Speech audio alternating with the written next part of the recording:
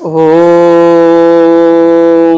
అసతో మా సద్గమయ తమసో మా జ్యోతిర్గమయ మృత్యోర్మా అమృతంగమయ. ఓం శాంతి శాంతి శాంతి.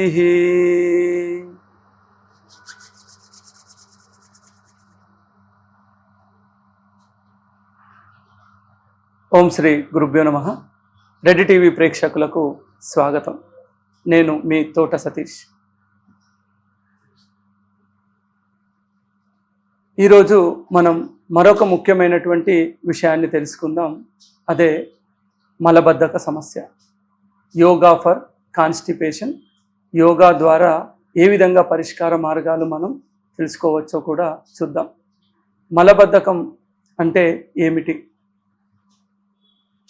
మన శరీరంలో ప్రతిరోజు కూడా మల విసర్జన క్రియ సాధారణంగా జరగాల్సినటువంటి పని.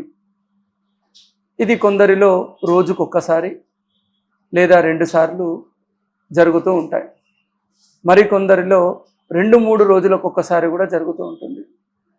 అయితే న్యాచురల్గా సాధారణంగా బయటకు శరీరం నుండి వెళ్ళాల్సినటువంటి మలినాలు వెళ్ళకపోతే, ఈ యొక్క మల విసర్జన క్రియ జరగకపోతే దానిని కాన్స్టిపేషన్ అంటాం, మలబద్ధకం అంటాం.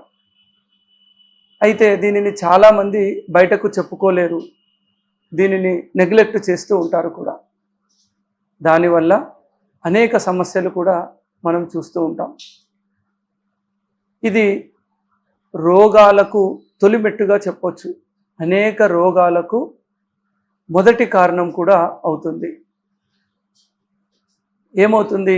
ఈ యొక్క మలబద్ధకం పెరగడం వల్ల తలనొప్పి రావడం, మైగ్రేన్ రావడం, గ్యాస్ట్రిక్ ప్రాబ్లమ్స్ని మనం ఫేస్ చేయడం, మనం ఎప్పుడు చికాకుగా ఉండడం, మరియు పిస్టుల్లా, పైల్స్ రావడం, మరియు ఎప్పుడైతే మనం మోషన్ ప్రాసెస్ జరుగుతుందో రక్తం బయటకు వెళ్ళడం, ఇలా వివిధ రకాలైనటువంటి ఇబ్బందులు మనకు వస్తూ ఉంటాయి. వాటిని మనం గమనిస్తూ ఉంటాం.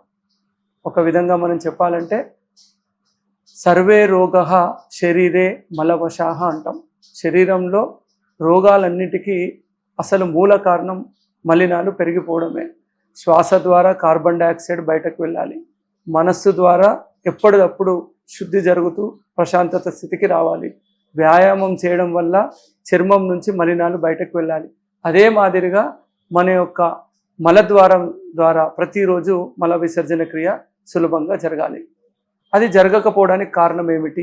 ఈరోజు మనం చూస్తున్నటువంటి సడెంటరీ లైఫ్ స్టైల్, మన యొక్క లైఫ్ స్టైల్ చేంజెస్ జరగడం, సరిగ్గా రోజుకు 2 నుంచి 3 లీటర్ల కనీస నీరు తాగాలి, అది తాగకపోవడం, మరియు జంక్ ఫుడ్కు అలవాటు అవ్వడం, మినిమం ఫిజికల్ యాక్టివిటీ చేయకపోవడం, వీటన్నింటి వల్ల మలబద్ధకాలు మనం చూస్తూ ఉన్నాం.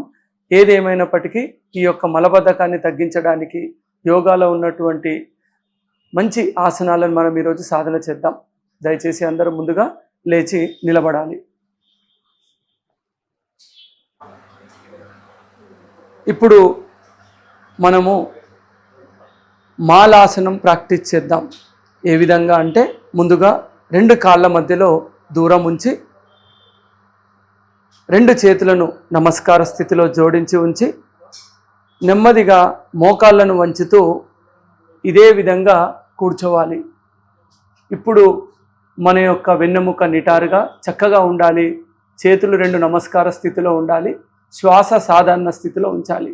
ఇప్పుడు ప్రెషర్ అంతా కూడా పొట్టపైన పడుతుంది. దీనివల్ల మన యొక్క లార్జ్ ఇంటెన్టెన్స్ మరియు స్మాల్ ఇంటెన్టెన్స్లో పెరిస్టాలిక్ మూమెంట్ డెవలప్ అవుతుంది. సులభంగా శరీరం నుంచి ఈ యొక్క మలం బయటకు వెళ్ళడానికి దోహదం చేస్తుంది. ఎవరైనా చేతులు ఈ విధంగా పెట్టడం ఇబ్బందిగా ఉంటే 2 చేతులు మోకాళ్ళ పైన పెట్టి మన యొక్క ఇండియన్ సిస్టంలో ఏ విధంగా కూర్చుంటాం ఆ విధంగా కూడా కూర్చోవచ్చు. ఇలా కొంత సమయం చేసి నిదానంగా మళ్ళీ 2 చేతులు నమస్కార స్థితిలో ఉంచి నెమ్మదిగా లేచి నిలబడవలెను. మొదట్లో ఒక 10 సెకండ్లు సాధన చేస్తూ 2 రౌండ్లు 3 రౌండ్లు ఆ విధంగా సాధన చేయడం వల్ల పొట్టలో ఒక క్రమ పద్ధతిలో ప్రెషర్ ఏర్పడి సులభంగా మన యొక్క కాన్స్టిపేషన్ తగ్గించడానికి చాలా ఉపయోగపడుతూ ఉంటుంది.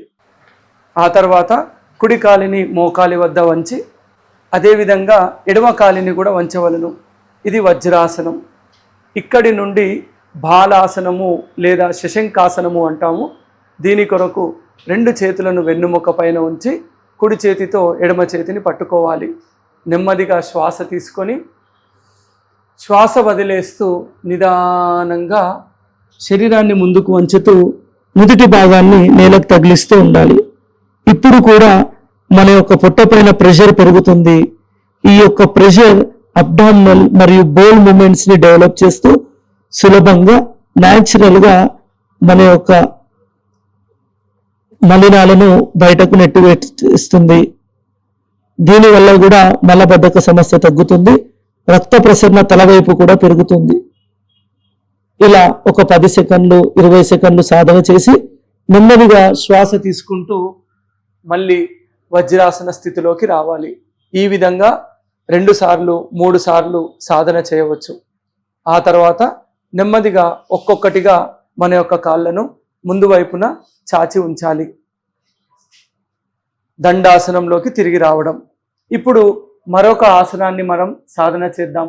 అదే పశ్చిమోత్తానాసనము. ఈ పశ్చిమోత్తాసనం చేయడం కోసం 2 కాళ్ళు దగ్గరగా కలిపి ఉంచి చేతులు 2 శరీరానికి ఇరువైపున ఉంచాలి. ఆ తర్వాత శ్వాస తీసుకుంటూ 2 చేతులు వీలైనంతగా పైకి ఎత్తవలను. ఇక్కడ వెన్నుముకను పూర్తి స్థాయిలో సాగదీస్తూ ఉండాలి. ఆ తర్వాత శ్వాస తీసుకొని నెమ్మదిగా శ్వాస వదిలేస్తూ శరీరాన్ని ముందుకు వంచి చేతులతో కాళ్ళ యొక్క బొటన వేళ్లను పట్టుకోవడం. నెమ్మదిగా శ్వాస వదిలేస్తూ తల భాగాన్ని మోకాళ్ళకు తగిలేలా ప్రయత్నం చేయండి. ఇలా మంచి సాధన చేస్తే మోచేతుల నేలకు కూడా తగులుతూ ఉంటాయి. ఈ సమయంలో మోకాళ్ళు వంచరాదు. ఇదంతా కూడా పొట్టపైన ఒత్తిడి ఏర్పరిచి అధిక పొట్టను తగ్గిస్తుంది మరియు కాన్స్టిపేషన్ సమస్యను కూడా తగ్గిస్తుంది. మెల్లిగా ఒక 10 సెకండ్ల తర్వాత మళ్ళీ శ్వాస తీసుకుంటూ నిదానంగా సాధారణ స్థితికి రావాలి. ఎవరైనా తీవ్రమైన వెన్నునొప్పులతో బాధపడుతున్న వారు ఈ ఆసనం చేయకూడదు. ఇది అధిక పొట్టను తగ్గించడానికి, గ్యాస్ట్రిక్ ప్రాబ్లమ్స్ను కూడా దూరం చేయడానికి చాలా ఉపయోగపడుతుంది పశ్చిమోత్తాసనము. ఇప్పుడు మరొక ఆసనం చేద్దాం. అదే పవనముక్తాసనము. పవనముక్తాసనం చేయడం కోసం ముందుగా శవాసనంలోకి రావాలి. 2 చేతులు మన యొక్క శరీరానికి ఇరువైపున, అరచేతులు నేలపైన ఉంచి ముందుగా శ్వాస తీసుకొని శ్వాస వదిలేస్తూ మన యొక్క 2 మోకాళ్ళను వంచి 2 చేతుల సహాయంతో కాళ్ళను పట్టుకోవాలి. ఇప్పుడు తల భాగం మోకాళ్ళకు దగ్గరగా రావాలి. ఈ విధంగా చేయడం వల్ల కూడా పొట్ట పైన చాలా ప్రెషర్ పెరుగుతుంది.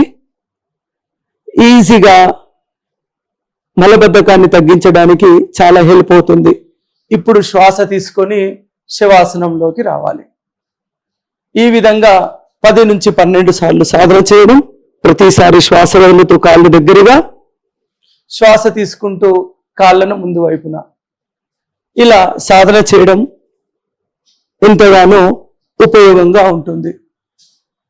ఇలా ఆసనాలు సాధన అయిపోయిన తర్వాత కాళ్ళు కొంచెం దూరం ఉంచి అరచేతులు ఆకాశం వైపుగా తిప్పి ఉంచాలి. శవాసనంలో ఉండవలను. ఎప్పుడైనా శవాసనంలో మన యొక్క శ్వాసను నిదానంగా దీర్ఘమైనదిగా ఉంచాలి. నెమ్మదిగా దీర్ఘమైన శ్వాసలు కొనసాగిస్తూ ఉండండి. ఇలా కొంత సమయం శవాసనం చేసిన తర్వాత 2 కాళ్ళను దగ్గరగా తీసుకొని మళ్ళీ సిట్టింగ్ పొజిషన్లోకి రావాలి. ఇలా ప్రతిరోజు యోగాసనాలను సాధన చేయడం వల్ల పొట్ట పైన ఒత్తిడి ఏర్పడి ఈ యొక్క అధిక పొట్ట తగ్గడంతో పాటు మన యొక్క కాన్స్టిపేషన్ ప్రాబ్లం తగ్గడానికి చాలా ఉపయోగపడుతుంది. కావున క్రమం తప్పకుండా వీటిని సాధన చేయాలని కోరుకుంటున్నాను. ధన్యవాదాలు.